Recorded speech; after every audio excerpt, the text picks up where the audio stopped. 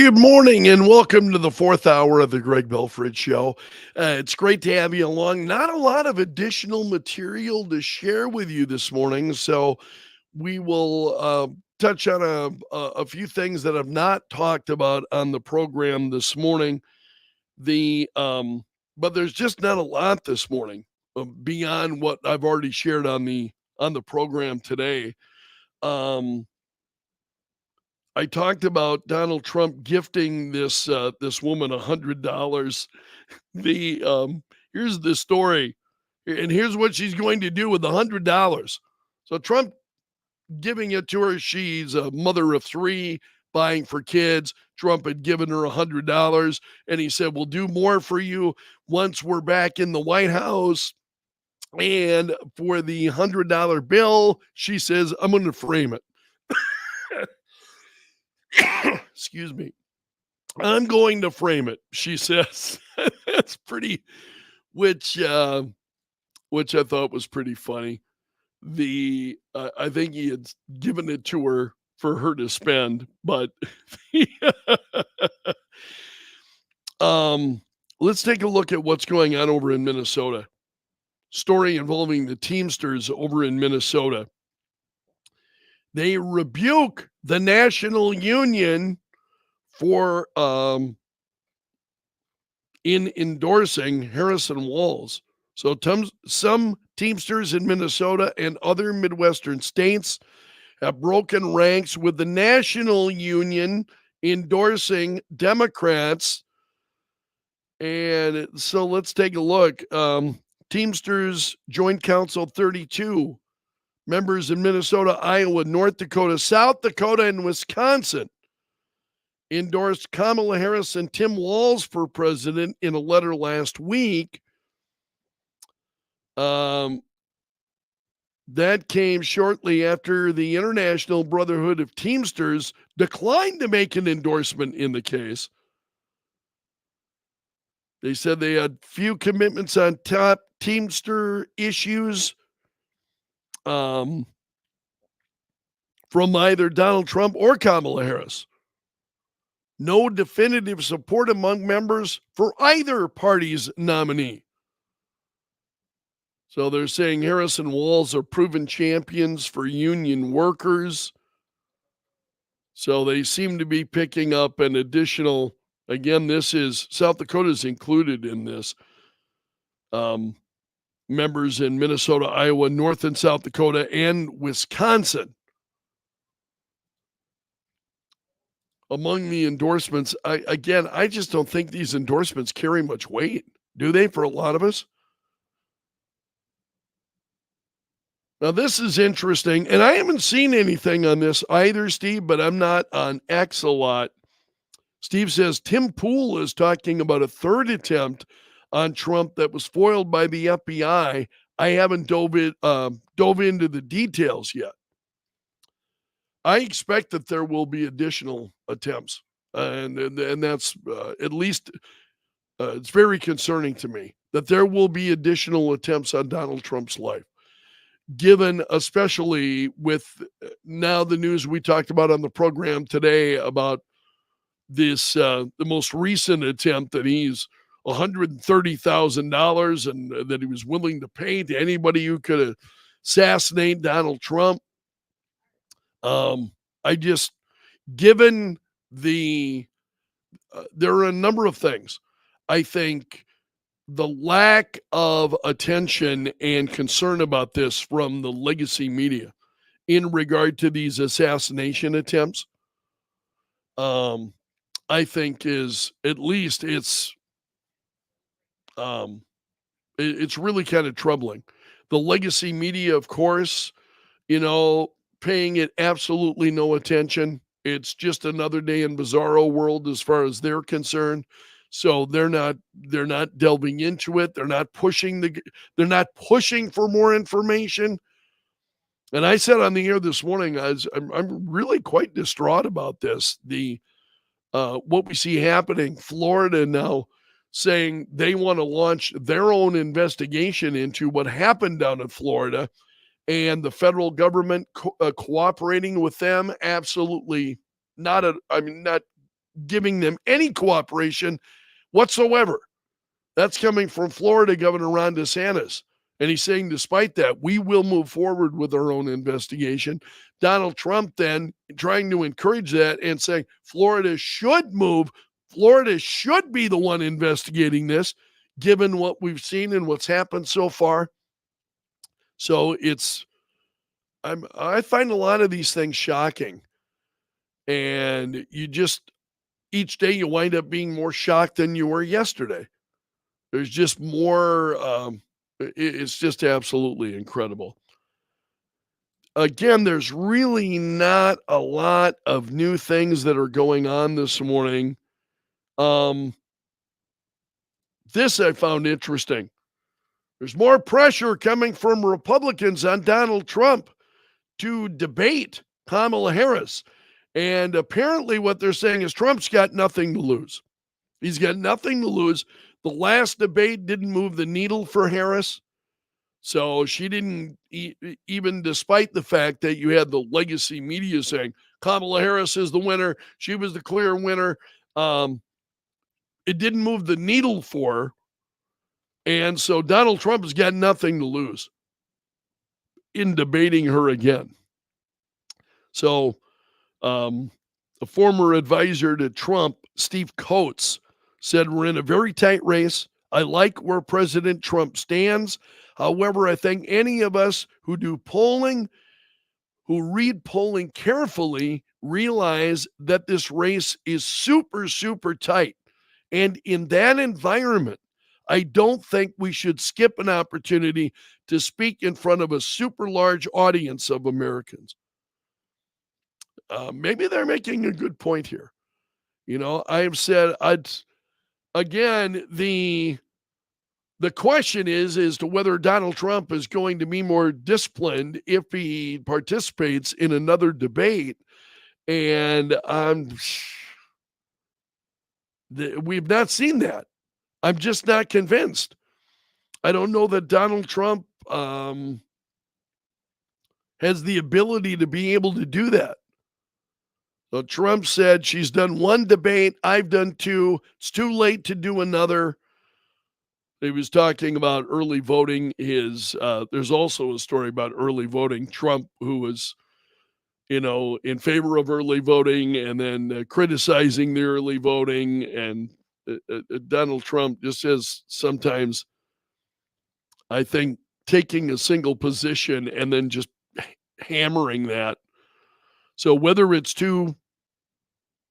or not Trump should do another debate, I welcome your thoughts on that. This is a great question, and I continue that Denise is asking here, can they find a venue that will be fair? I think the only one, it would be Fox News. And so I think if there is going to be another debate, Donald Trump should absolutely insist on Fox News, saying, oh, yeah, we'll do a third debate on Fox News. And as far as CNN or elsewhere, no, not interested. Trump can say he's already debated on CNN, which he has. He debated Joe Biden on CNN. No, we'll do a debate on Fox News. Take it or leave it. If you want to debate that bad, see, I think Donald Trump is in the driver's seat in that regard. And Donald Trump, I think, as a deal maker, would have no problem sticking to his guns. But he's that kind of guy, once he makes up his mind. And so, the issue here becomes, again, Kamala Harris has been offered debates by Fox News and has said no. So she is saying no to debates. At the same time, she's out there calling for another debate. I totally believe that Donald Trump is in the driver's seat as to whether or not he should, if he winds up doing another debate, that's up to him and his advisors as to whether or not he should make that call, whether the election is that close. Excuse me. Sorry. As to whether or not the election's that close. So he and his team, they've got much better information than you and I do. They're seeing numbers. I mean, they're seeing the real stuff. So they have a much better idea than you and I do as to whether or not they should debate. But if he is going to debate, I think he should absolutely stand firm. Yeah, yes, absolutely. We'll do a third debate on Fox News. That's the deal, and that's it. And then put it on Kamala Harris as to whether or not she is to whether or not she would accept that or not. So um, there are lots of, and I've heard other ideas about. I think there are a lot of ideas that are out there. Let Donald Trump pick a person to ask questions. Let Kamala Harris pick a person to ask questions, and then go from there. A lot of people are bringing up ideas in regard to this. I think a lot of folks want to see another debate. Again, if it's that close, I don't know that Donald Trump is disciplined enough. The last debate showed that he wasn't all that disciplined. If he could you know, stick to his guns and stick to, okay, these are the elements that we're going to hammer. I'm going to hammer these repeatedly. I'm not going to take the bait on this issue or that issue. I'm just going to refuse to engage on that. And I'm going to move forward on these issues. And that's it. Is Donald Trump disciplined enough to be able to do that? Again, I don't know him personally. Steve says, he does his 50,000 person rallies. He should just do more of these. CNN could certainly televise it.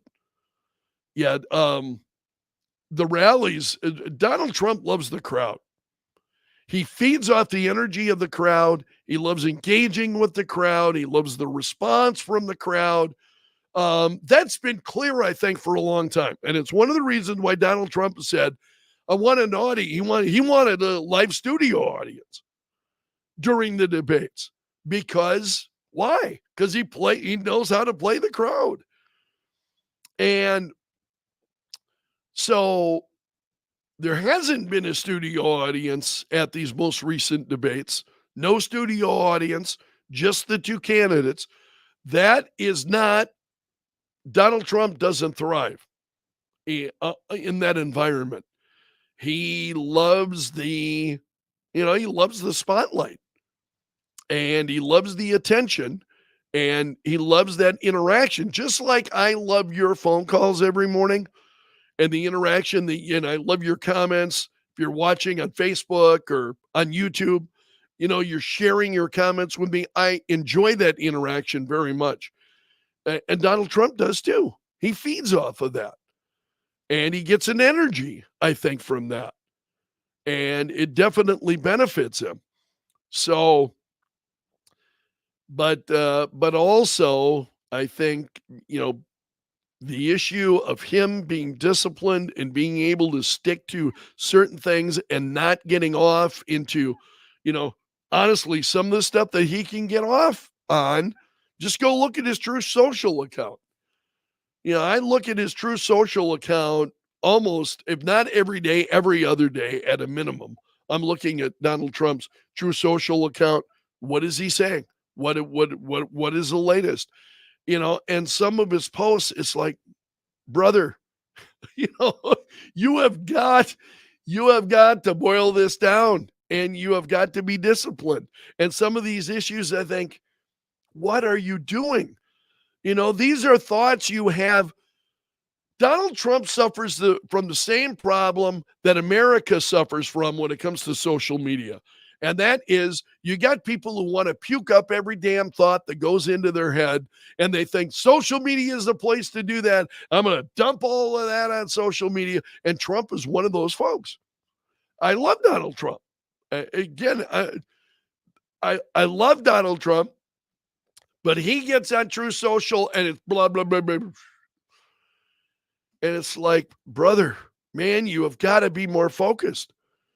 And it's one of the reasons why, honestly, I'm on my page on Facebook. For those of you who follow me on Facebook, I try to be on it, 4 or 5 times a day that you will see me on Facebook. If you were to follow my personal page, I've got another page just for my friends and mostly my family. I like following what my kids are doing. I like seeing what they're up to. If you were to go and you looked at my personal Facebook page, the number of posts that I have up on Facebook, I don't know, this month, maybe like 2 or 3 tops, if even that, maybe not even that. I mean, I go for weeks at a time without generally I might respond to, my daughter's got something or my son's got, something they're saying and I will react to them.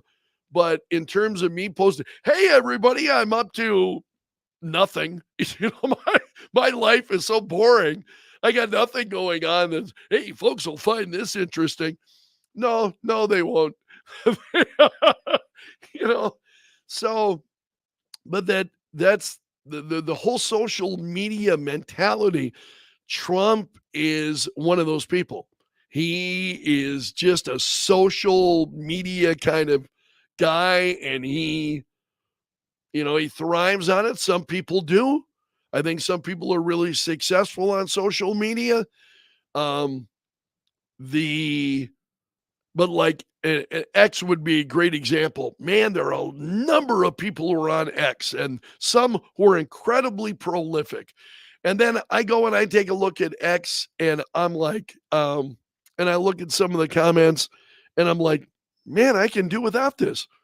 Seriously, I could do absolutely without it. So I think it's different for each of us. But Donald Trump has got that social media kind of mentality and the reaction of the crowd, and he absolutely thrives on it. Nothing wrong with that. I'm not being critical about it, but so another debate, what he needs to be is discipline. That's what it requires. He's got to be extremely careful. Donald Trump does another debate. He could also blow it. He could also give Kamala the last debate. She didn't get a leg up. One of the other things is this debate is if there is another debate, if there's another debate, it cannot all be about Donald Trump. America has got to hear Kamala Harris start to articulate some of her actual ideas, if she's got any, and what they may be. Because at this point, she's just hiding. And I talked about this morning. She's planning potentially another trip to the border because she's down in Arizona, and whether or not she's going to go to the border. And I said on the air this morning, first of all, that means nothing. Means absolutely nothing. Her appearing on the border could care less. It's what is she going to do? What and why hasn't she done anything? She has been part of an administration that has caused this problem on the border. She's been a part of that. Is she going to be held responsible to talk about that? The legacy media, as of right now, has done none of that. They have done nothing to try to hold her feet to the fire, try to hold her responsible.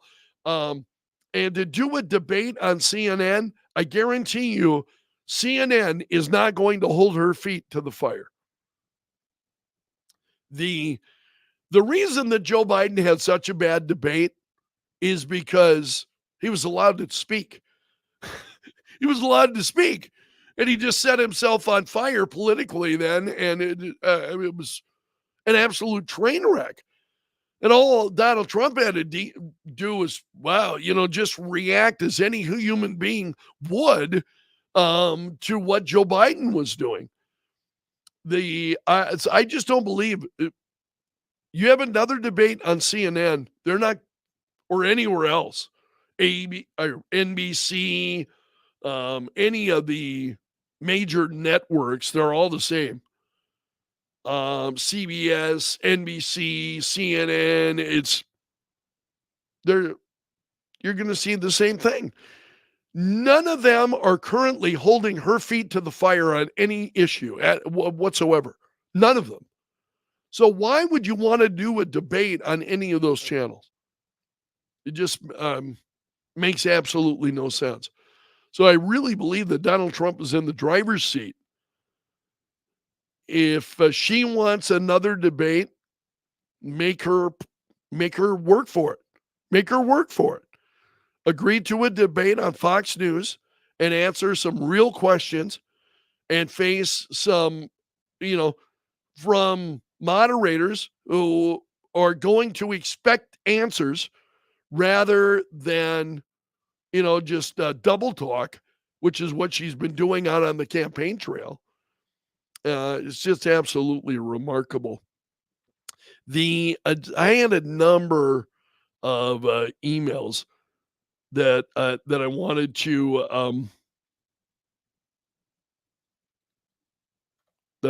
to share with you as well. Kurt sent me an email. He said, to follow everything the left is throwing at society right now, one has to be mentally unstable. I don't mean those who support some of their things. I mean those supporting everything that the left is out there. And he talks about what they're trying to do, cultural appropriation, a number of issues. And Kurt said he lists them here, and he says I can go on and on. The way they are going about fixing things is verging on insanity. Why and how is the left, as the total movement, allowed to continue trying to fix society with nothing but a crazy set of irrational, unsustainable policies and practices? We all want love, and I think he said we all want and love clean air, but we are not on the path of solving anything. They're not showing a way to achieve